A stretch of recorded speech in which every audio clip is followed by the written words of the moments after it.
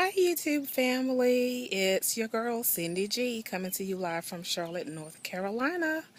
I wanted to come to you with not a first week post-op update because I already did that. Let's just call this my 10-day post-op update. And the reason why I'm coming to you again is because I have a couple of things I want to discuss with you. I had my first doctor's appointment today, and I want to go over some relapses that I've had. So I thought it was a good time to give you an update. And going forward, I'll be doing my updates on Thursdays because my doctor's appointments would typically be on Thursdays. Next week is going to be on Friday since Thursday is the 4th of July. So that update will be on Friday of next week. But let me tell you my numbers.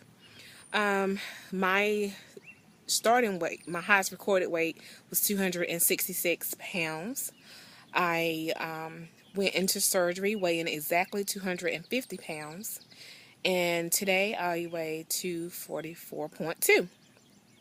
So I've had a weight loss of 22 pounds. And of course I lost 16 of those pounds prior to surgery.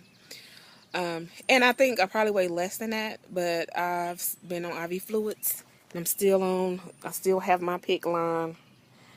And my IV bag is flowing. I'm just enjoying the nice weather that we're having today. So I wanted to sit out on my patio. Okay. So what's been going on? Well, I had a miscommunication or misunderstanding of what my doctor instructed me to do. Okay, I was loopy when I left the hospital, and I heard him say that I could go home and only do liquids. To me, I should have clarified, do you mean clear liquids, clear and full liquids? But he meant just clear liquids.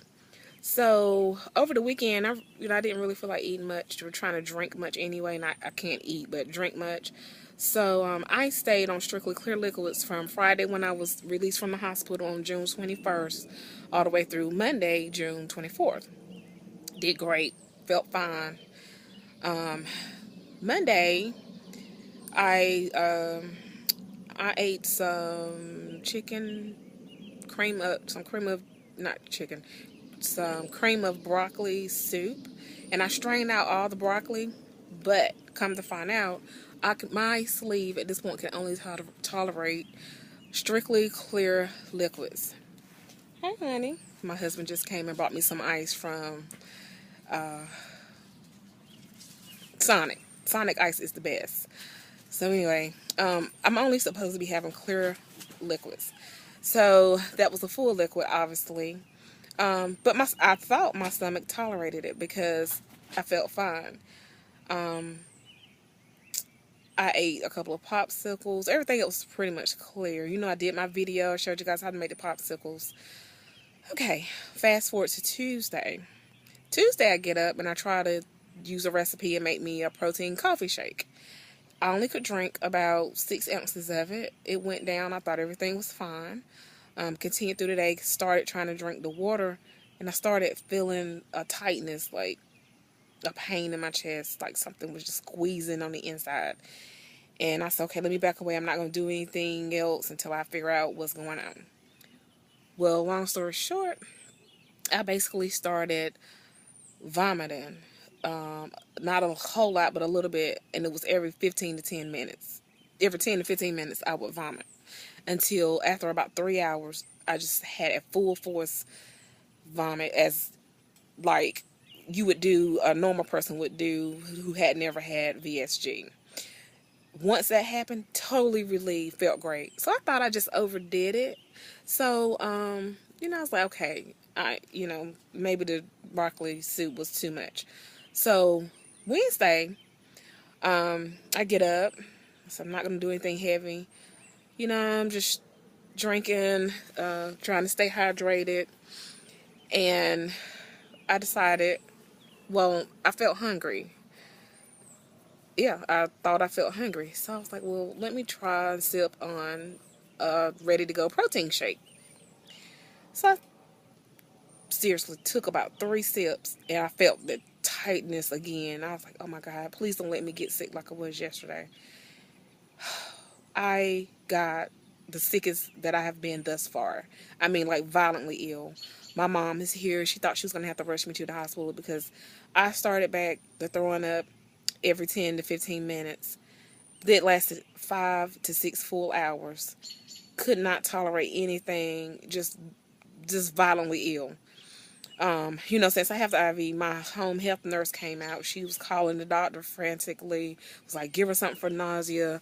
The day before, she was also at my house, and she had called, and they had gave me some Zofran to dissolve under my tongue. But guess what? I couldn't get anything else in. As soon as it hit my stomach, blah, everything back up. So the next day, I was sick again. She called, okay, she can't tolerate that. Give her something else. So they gave me Phenermin, a suppository. I put that, I used it because I'm serious. I just knew I was going to get admitted back into the hospital. And finally, I had that forceful vomiting again. And just like, it went away just like nothing ever happened. I mean, I could walk down my steps. I was talking to everybody. I was like, oh my God, I feel great now. Well, my doctor was so worried that he personally called me yesterday, and he explained to me what was happening is because I have that stricture. So, stricture means, in case you don't know, I'm sorry if I'm dumbing this down too much for you, but if you didn't see my earlier videos, during my surgery, when my doctor performed my vertical sleeve gastrectomy, when they put the tubing in and cut away the part of my stomach to remove, and they stitched me up and they removed the tubing, my sleeve curved, like stomach should go down, kind of slant a little bit. Well, mine slanted. My arm is not straight, so my stomach slanted too much. So where it slants too much, instead of it being just a small space, it's like non-existent space almost. So that's why, plus the swelling from the surgery alone, don't forget that in combination with the strictures causing me to only be able to tolerate clear fluids. So what happens is, as I was trying to get in, because I really wanted to get in more protein. I was telling you guys that in my other videos, but so I was trying to get in more protein. It was building up on, a little bit was seeping through, and what seeped through was already sitting on my stomach, and then it just started building up like a pressure cooker, you might want to say. So the rest that couldn't get through the sleeve, because my doctor said that thick chocolate protein shake I tried to drink probably got stuck in my little small tiny area, and so it backed up everything else. So just think about a drain in a sink getting backed up, and what happens? It just backs up and backs up and backs up, and sometimes it just explodes and boils back over out of the sink. That's exactly what happens.